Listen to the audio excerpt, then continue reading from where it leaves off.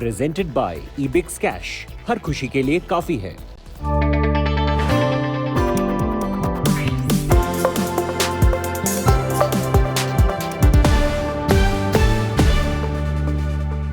Hello and welcome to the Business Today show. I'm your host, Udayan Mukherjee. My guest today on the show is Nisaba Godrej, who created quite a stir last year as she took over as Managing Director and CEO of Godrej Consumer Products, because everybody sat up and said, okay, now we finally have a Godrej who will be at the helm of Godrej Consumer Products, the flagship of the group. But a few weeks back, she stepped back to take on the position of Executive Chairperson of Godrej Consumer and inducted Sudhir Sitapati from Hindustan Lever, the veteran from HUL, to take over as MD and CEO of Godrej Consumer. So she will be in a leadership role as chairperson, but she has a new CEO running Godrej Consumer for her. So it'll be intriguing to hear from her why this change of heart and how she sees her own career at the helm of the flagship of Godrej Consumer. Nisaba Godrej, thank you very much for joining in, and it's a pleasure to have you on the show today. It's a pleasure to be here, Udayan. Thank you for having me. I want to begin by asking you, since I prefaced this interview by saying that you took charge and you sort of relinquished executive charge earlier this year, it's a fact which is not very well known that apparently you resigned more than a dozen times earlier in your career to your father Adi Godrej. You would repeatedly put in your resignations and they would all be sent back to you. Can you just tell us the sequence of events? Why would you resign so often? What would be the trigger points and how your father may have dealt with them? Udayan, it wasn't 12 times because I'm sure if it was, he would have accepted it by now. But it was 3 to 4 times, and this is going back about 15 years ago. I'd just come back from business school and I joined the group, and I'd actually joined our agri business and was working on a turnaround there, and wanted to make leadership changes and do all sorts of other things, and kept getting told that your values are wrong because we stick with our people, or you're being very negative. And I was like, but the bottom line's negative, not me. Thankfully, at that time, I think my father probably realized that no one else was going to employ me. So he kept his patience with me. And, somewhere along the line, I learned how to influence and not get too frustrated and, learn how to get things done. So that's why I'm still here now. But would you concede on hindsight that you were impetuous, you were hot-headed maybe? And you've evolved over these years? You're a different person today, a different manager today? I wish I'd say that I'm 100% different, but I think I've had some amount of growth, and I'm not as hot-headed as I was. And, Udayan, I ride horses. And if I can give you an analogy on that, it's like you take the horse to the jump and it refuses to go over the jump. And, I'd get off the horse and say, stupid horse, it's all your fault, correct? And I think the learning as you gain a little bit of wisdom is that if you want that horse to go over the jump, you have to stay on the jump. You have to have the tenacity.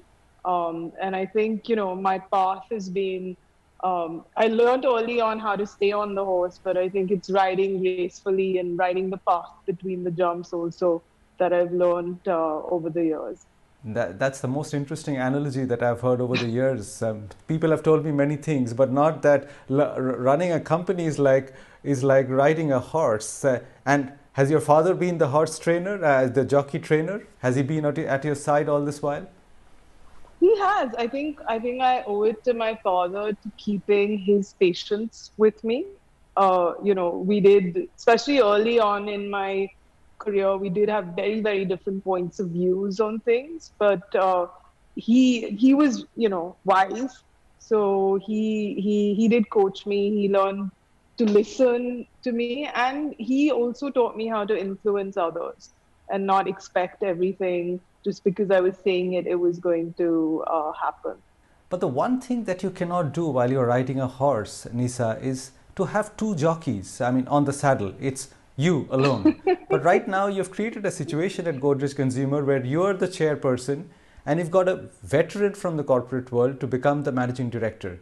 In your experience, does this formula work? Can two people uh, jointly take a product to success or bring a company to a successful kind of a finale? Or do you think friction is inevitable along the way? Udayan, it takes a lot more than two people to run a company. So I don't think it's only about Sudhir and me, but I think it's what we do in totality. And, I was the chairperson before, and I've been at GCPL in, leading strategy and in sort of leading roles for over a decade now. And just to give you a little background to this, if you think about GCPL pre-COVID, we were not doing well. So if you look at 2018, 2019, Right. growth had slowed. Our acquisitions in Africa had become, were not performing sort of well. And then COVID came, and that's like when your company's not doing well, that is a bit of a crisis. And the one thing, and the previous CEO, Vivek, who, I'm still extremely close to and who's actually been, we worked so closely, he'd had some health issues. So at that time, what we sort of decided, what I decided along with the board, was that through COVID, I needed to lead the company. I'd already had the sort of reins in my hands for many years, but this was just holding it a lot tighter. And which I did. I think we sort of navigated it relatively well. And the thinking at that time was that I would do this for a couple of years, see us through COVID, and then start looking in parallel for a CEO.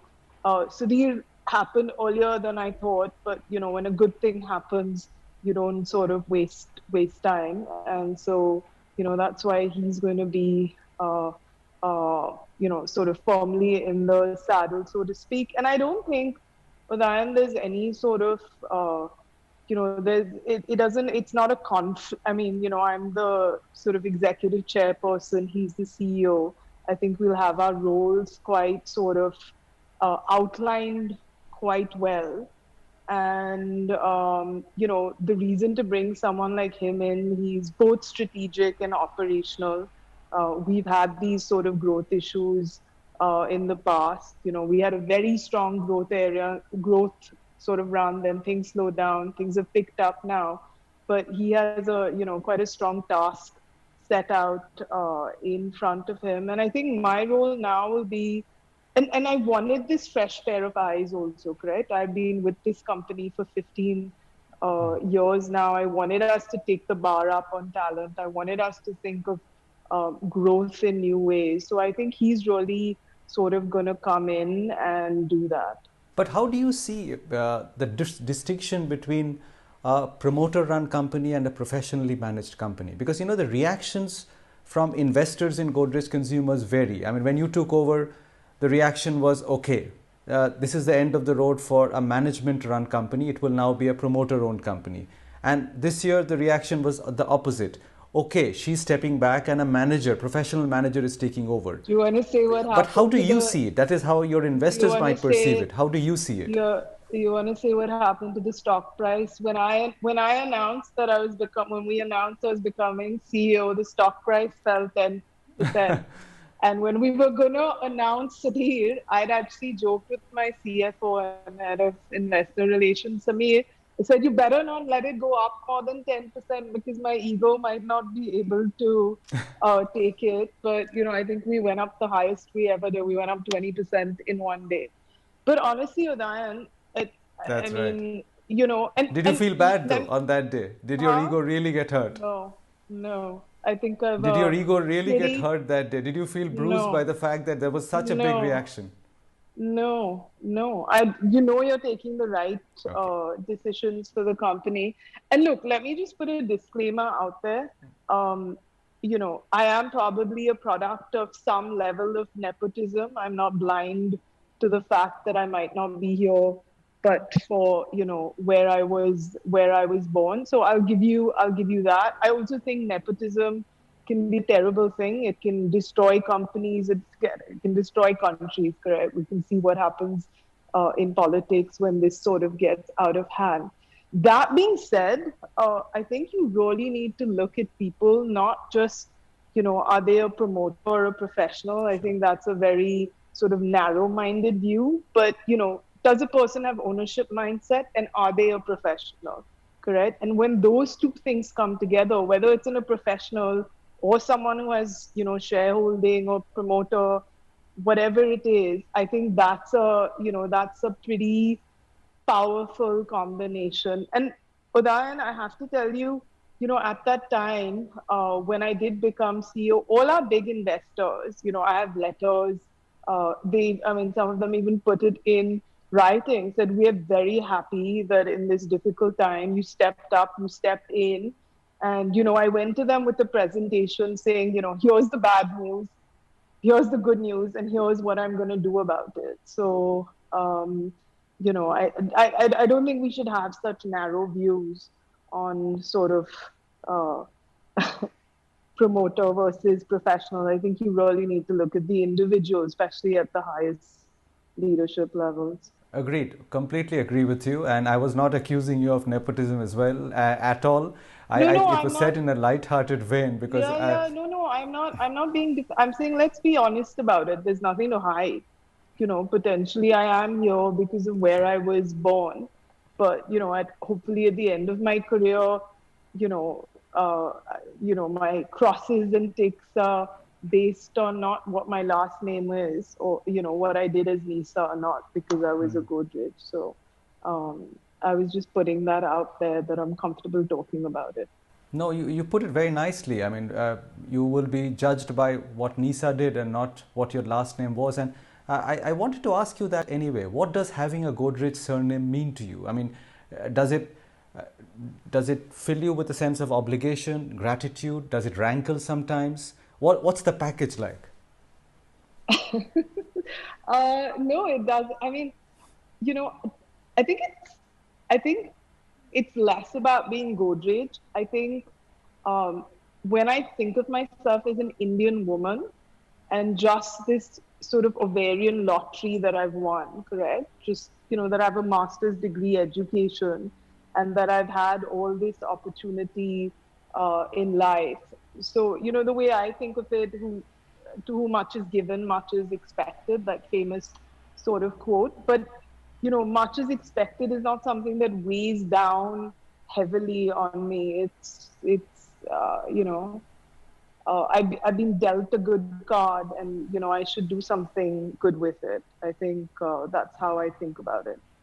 It's a good card. I'll give you that. No question about that. But let me go back to what you were just saying a while back. That you were very candid in admitting that Godrej Consumer had a bumpy ride in those years of 2017-18. In fact, I remember a lot of investors would complain that with such a strong brand name, you seem to have lost your way a little bit with those international acquisitions. Would you concede that there were mistakes made along the way and now you're in a position to set them right? So, Udayan, I think, as any company, we all make mistakes all the time. And I think and if you can correct them fast enough, that's very good. So if I just break up the acquisitions quite simply for you, the two big pieces, one was Indonesia and the other was all the acquisitions we did on the African continent. So I'll just take 1 second to pat myself on the back. So the Indonesia acquisition, we paid about, say, 275 million. And if you sort of, by any valuation right now, it's about, $1.5 to $2 billion that acquisition is worth. So I think that acquisition has done really well for us. And it, one country, categories that were similar to the ones we had in India, and we were able to go in and sort of do a good job there. Africa's definitely, I will concede, been a bit of a different story. My brother actually asked me a few years ago, he said, would you say that you overall sort of made a mistake? And I said, no, I overall wouldn't say I've made a mistake. I still think, Africa will be a huge growth engine and value creation for GCPL in the sort of medium to long term. But there have been sort of lots of learnings from the Africa sort of M&A strategy that, that I would do differently or would have looked at differently. Now, the inevitable question, given that the stock went up 20% the day you appointed Sudhir as the managing director, as the CEO, is Sudhir comes from a very strong background of food and refreshment. Is that a direction which Godrej Consumer will go along in? Because traditionally you've been strong in household insecticides, soaps, hair care. But will you now move down the foods ladder, because that's where the incumbent or the new CEO has such a strong track record in? No.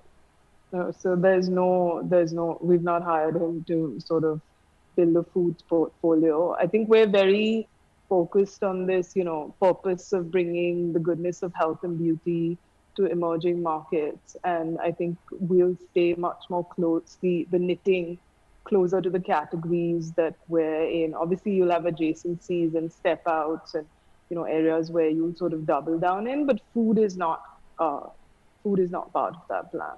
Would you focus more on organic growth, or would you be as aggressive on the inorganic front that you've been in the last decade? So I think the focus of Udayan is really going to be organic growth. If you read some of my shareholder letters, also going back to last year and this year, this really that we need to be in sort of double-digit organic growth, which I think is very much possible. And then in consumer products, you will always be looking at acquisitions. I think my thinking is that if we do, we do buy and we will buy, it will be more focused on India and, Indonesia and Southeast Asia. I think Africa, I clearly want us, to have very strong double-digit EBITDA margins before we put any more capital there. So, but I think the first priority will definitely be organic growth. You mentioned your brother in passing just a few minutes back. What's your equation with him like? Because, you seem to have struck away in different paths. I mean, he's in real estate. You're looking at the consumer flagship. Was it by design? Was it like a sort of a carving up of the family businesses by your father? What's your equation with him like, personally? We tossed a coin at that. No, jokes apart. My equation with my brother is incredible. So if I, count my blessings in life, he's right there on the sort of the top of that list. He's a, extremely intelligent, wonderful sort of, leadership can be a lonely business, and having someone to travel that journey with is wonderful. In family businesses, it can be wonderful or it can be terrible, but my brother is just a rock and super supportive. It's just amazing to work with him. And I always say that, I was very lucky because post the initial differences that I had with my father in terms of viewpoints and, strategy and stuff, when he gave me the freedom, he just fully backed me. And, he was always there by my side. I remember I used to live with my parents in my 20s, and my father and me would take these long walks from Balkeshwar to the Oberoi. Anyone who knows Bombay, these 2-hour walks, and talk, very passionately about the business. And I was always just fully supported. And I have the same thing in my brother now. This shared passion for Godrej and what we can do in the business. And, he's just wonderful. And what's it like with your sister, Tanya? No sibling rivalry at all? I mean, as supportive, as nurturing? No, we're a very, very sort of close family, and not just at work. So, even outside of work, very close. So very good, strong relationship with both my siblings. Do you still get a lot of advice from your father?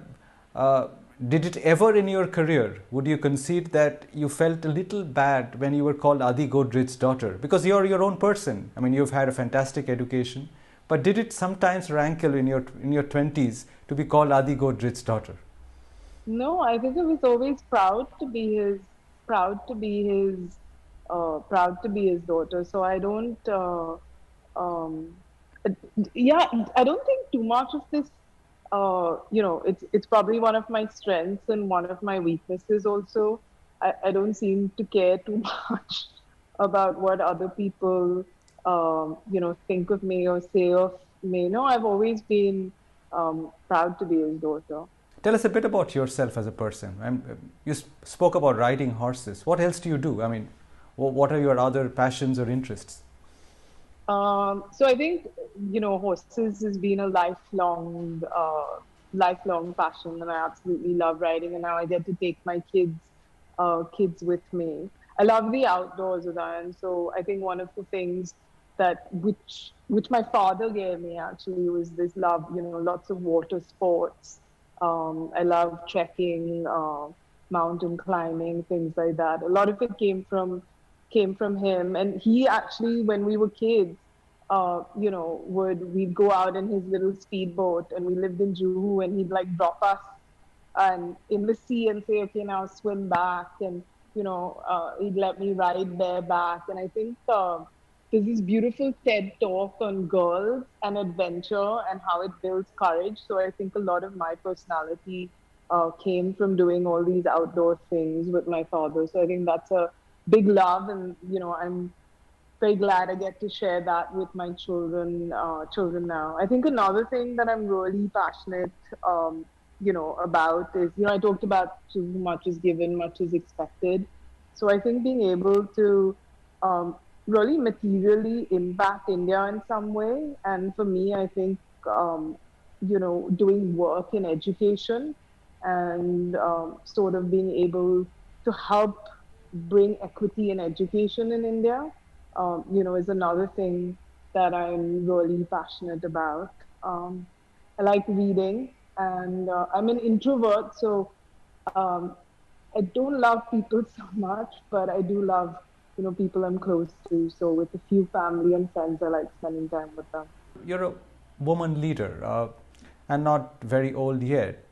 How has it been balancing family life and pressures What at do you Godrej mean? Consumer? Because I What was do you having a mean conversation not? with Miss Indra Nui just the other day, Yeah. and she's written a book which I'm sure you will read. But much of the conversation was about the pressures and compromises a woman needs to make at the workplace. How has it been for you on that front?